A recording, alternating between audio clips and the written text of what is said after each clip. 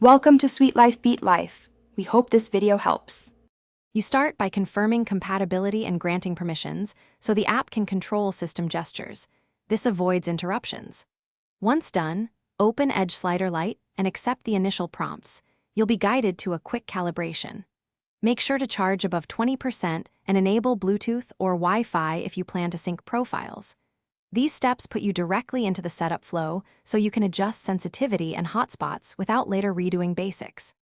You'll now configure the sliders and build profiles to match how you use the device.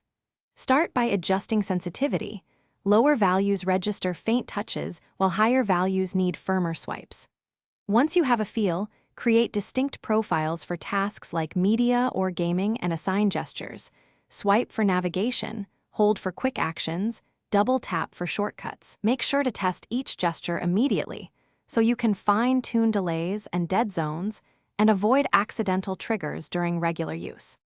You finish by enabling auto-switching and backing up profiles so settings persist across updates. This prevents lost customizations. Then test each profile in real scenarios for 5 to 10 minutes to ensure reliability and tweak timing or actions. If things go wrong, like slider drift or misgestures, recalibrate first, then enlarge dead zones or reset the profile. If persistent errors remain, clear app data or reinstall. That usually.